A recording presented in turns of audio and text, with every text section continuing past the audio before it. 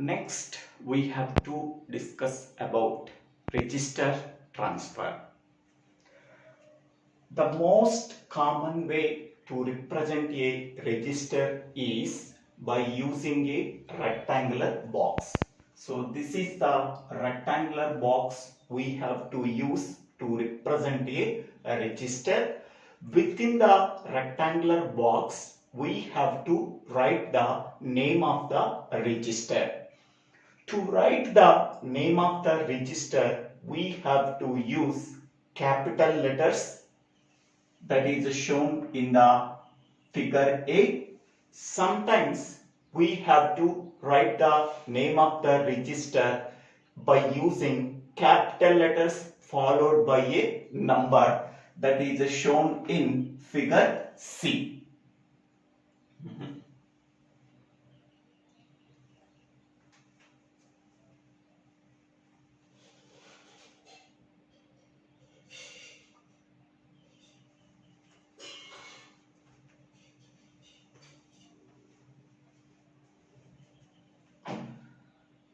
Next, we can go for register transfer. The most common way to represent a register is by a rectangular box. This is the rectangular box can be used to represent a register. Within the register, we have to write the name of the register. For writing the name of the register, we have to use capital letters and sometimes we have to use capital letters followed by a number. In figure A, the name of the register is capital R. Here we have to use only capital letter. In figure C, we have to write the name of the register capital letter followed by a number. Okay, it represents the function of the register. Here R is a temporary register whereas R1 is a processor register. By seeing the name of the register inside the rectangular box, we can know that what is the function of the register it can perform. Next one, in figure A, we have to use the rectangular box for representing the register. Inside the rectangular box, we have to write the name of the register. By using that name of the register, what function a register can perform. Next, in figure B, the individual bits of a n-bit register can be sequencing the numbers from 0 through n minus 1. Suppose we are taking n-bit register, the individual bits of n-bit register can be numbered in sequence from 0 through n minus 1, 0 at the rightmost position and numbers are increasing towards left. Suppose we can take 8-bit register is shown in figure B. The 8-bit register contains 8 bits that are 0, 1, 2, 3, 4, 5, 6, 7. Starting with 0 bit in the rightmost position and increasing the numbers towards left. So figure B represents representing the showing the individual bits of a 8-bit register starting with the 0 and ending with 7. Next, figure C represents the number of bits that are stored in the register can be marked on the top of the box. Suppose R1 register is a 16-bit register. It contains 16 bits starting from 0 and ending with 15. So that can be marked on the top of the box. So 0 to 15, total 16 bits that are contained by a 16-bit register called R1. Next one.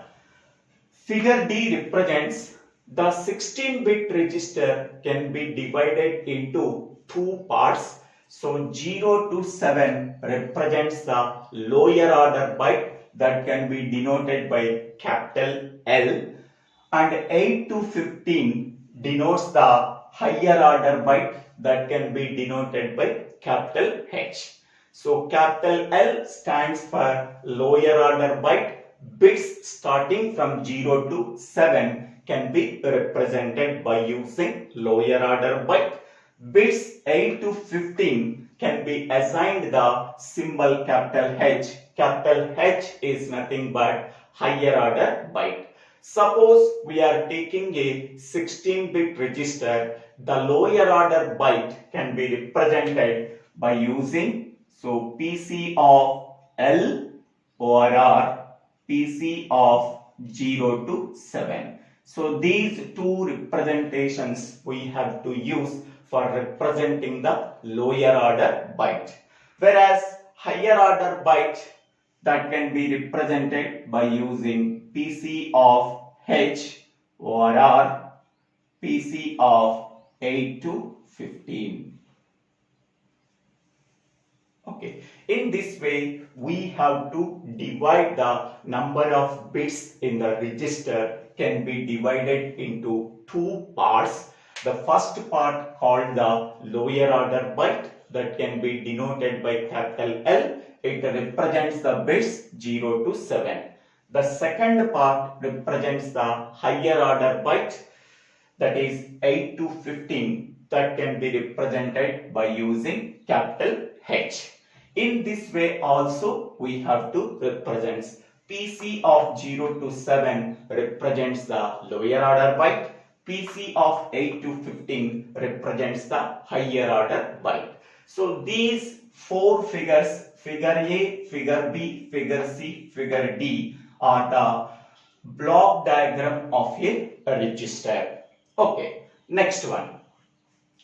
We have to use some symbols in register transfer language.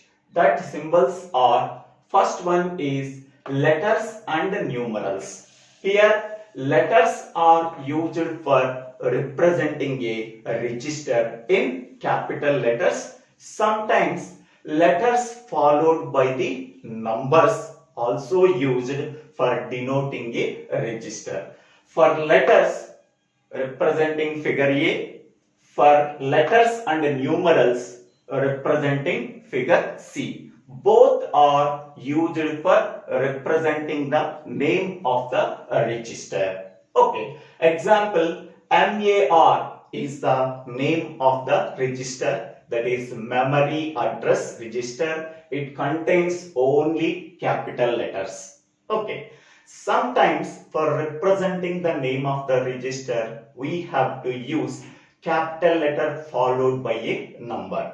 So example, R2. R is capital letter, 2 is a number. So this is also used for representing the name of the register as shown in figure C. Next one, second symbol is parenthesis symbol.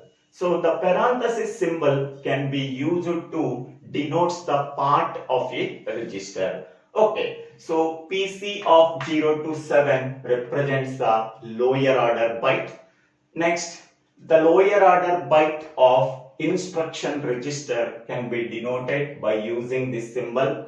PC of 8 to 15 represents the higher order byte. For denoting the part of a register, we have to use parenthesis symbol. Okay, next one is we have to explain the arrow operator. Suppose we want to transfer the information from R1 to R2.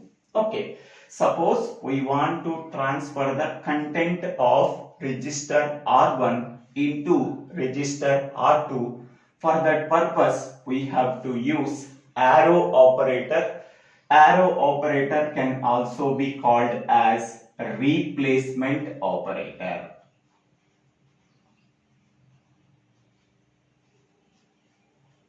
So arrow operator or a replacement operator can be used for transferring the information from R1 register to R2 register.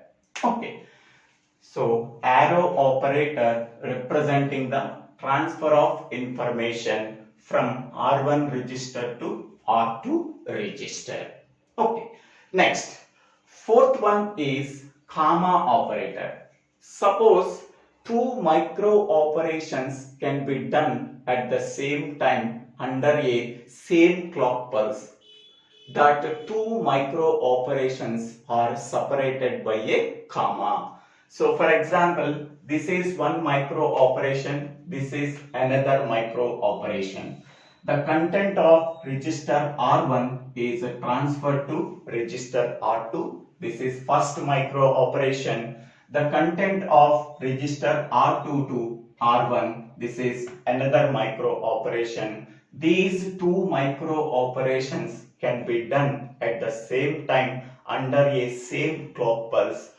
The two micro operations are separated by a comma. For that purpose, we have to use comma operator. So comma operator is mainly used for separating two micro operations that can be done at the same time under a same clock pulse. Okay, so these are the symbols we have to use in register transfer language.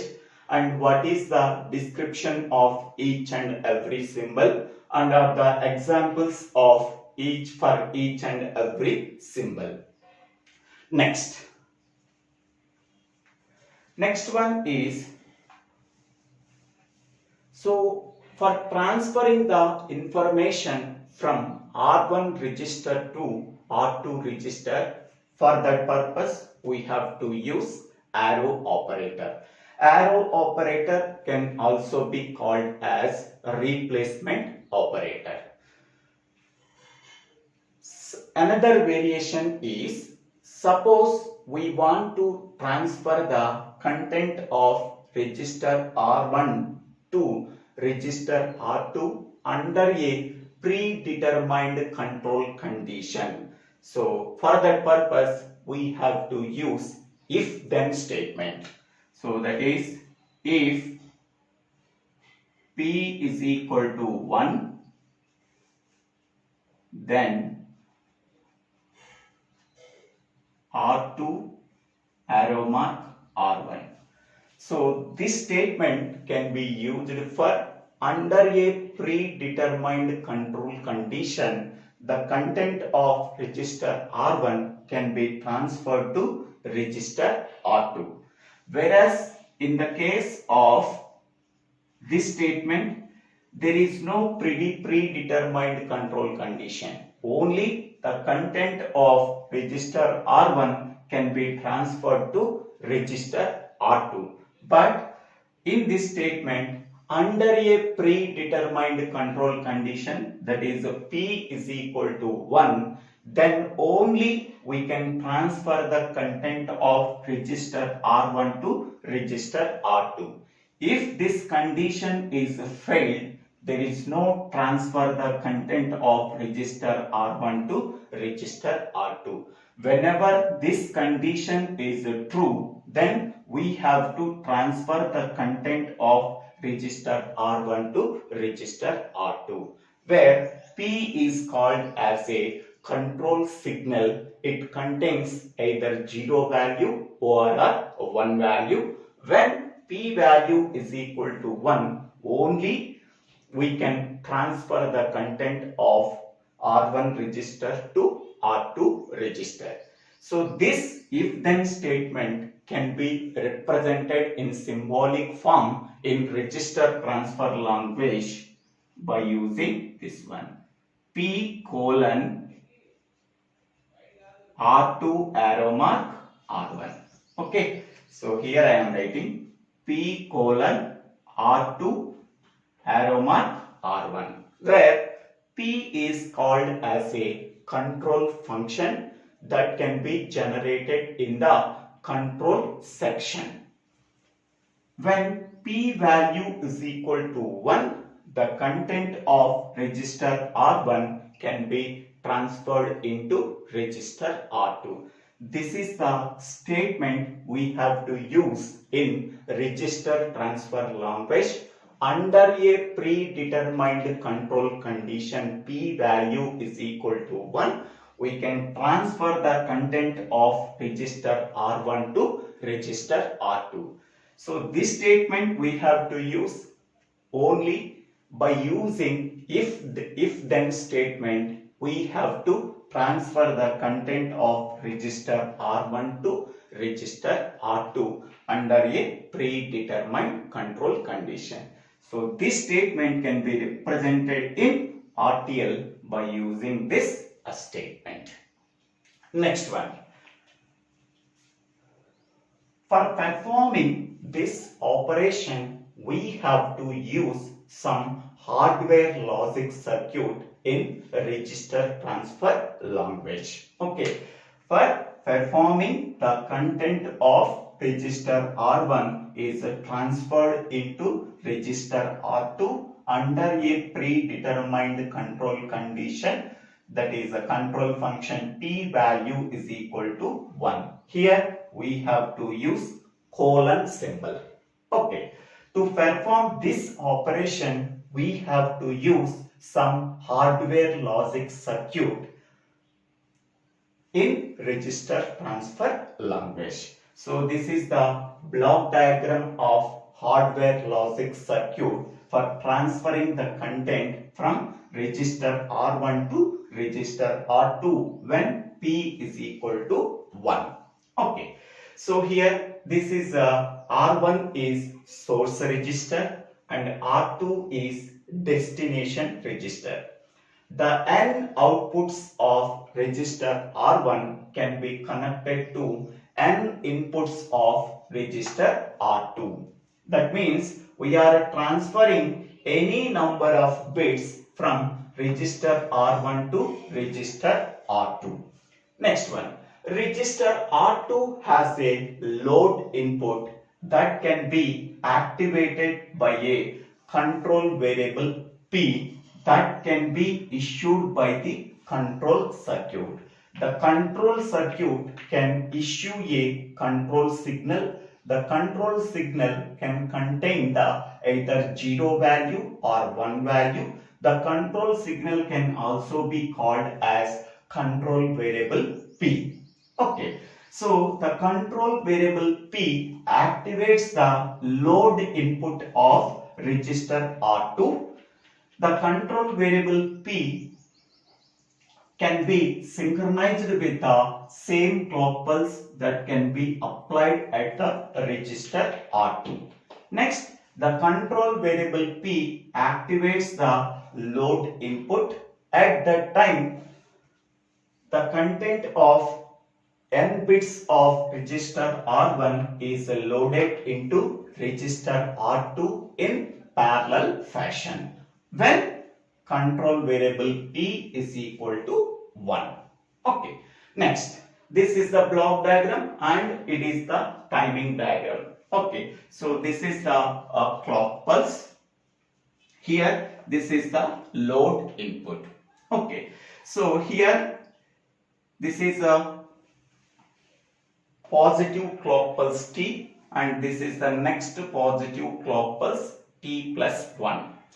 At positive transition of the clock pulse, here this one, the rising edge of positive transition of the clock pulse, at that time the control variable P is activated. Okay, the control variable P is activated at positive transition of the clock pulse when t is equal to 1. Okay.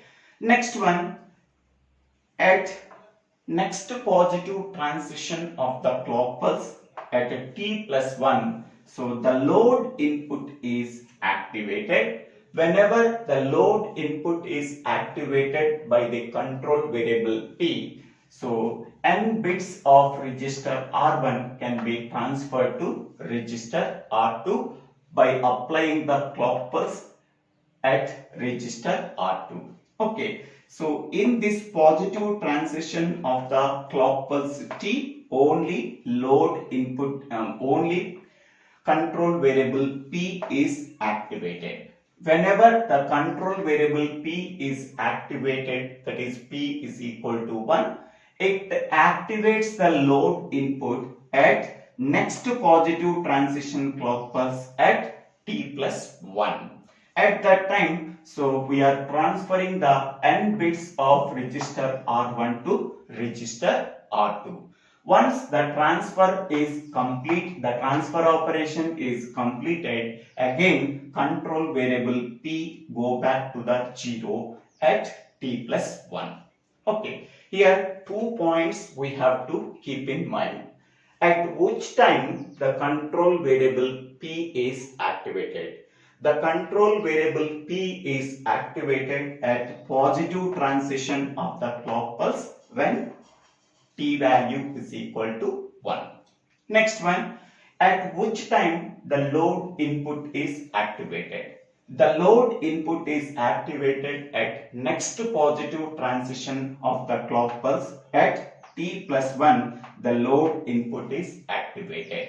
Whenever the load input is activated by the control variable P, the n bits of register R1 can be transferred to register R2. Once the transfer operation is completed, again control variable P go back to the 0. So this is how transfer of content from register R1 to R2 when P is equal to 1. Okay. This is the block diagram and this is the timing diagram. Okay.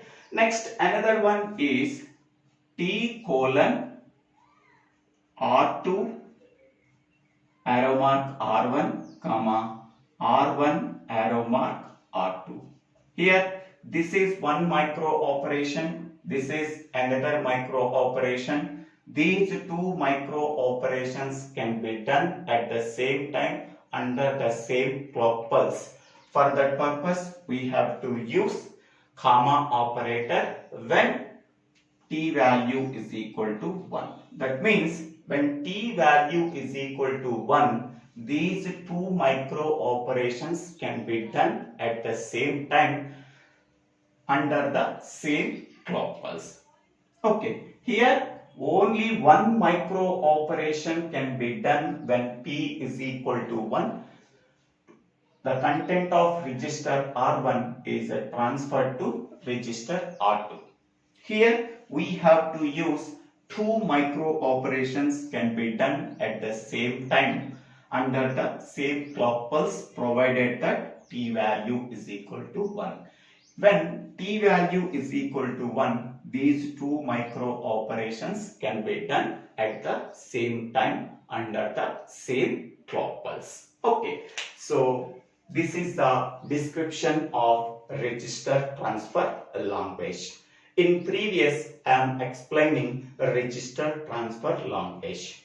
So by observing this, what is a register transfer language? Register transfer language is a language. It contains only symbolic notations that are used for performing the micro operations.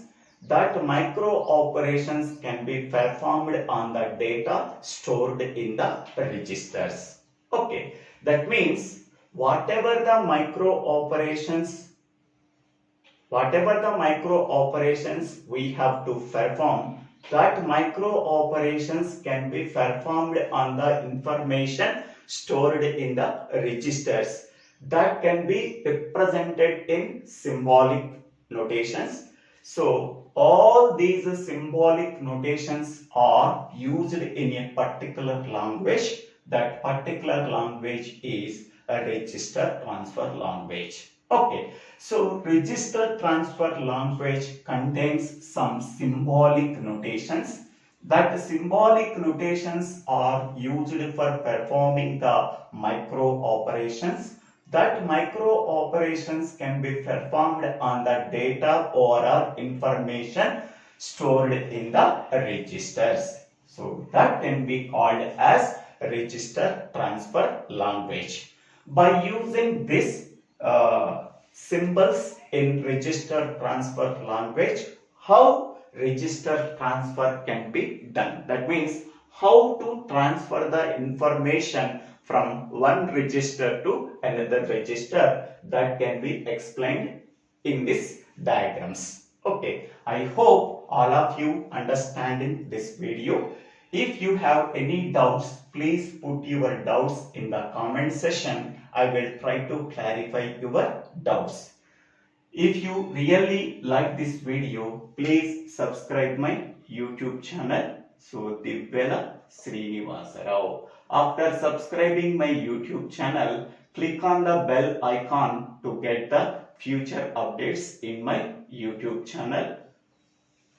For better understanding of computer organization course, go to this channel and go to the playlist called Computer Organization. It contains approximately 120 videos for better understanding.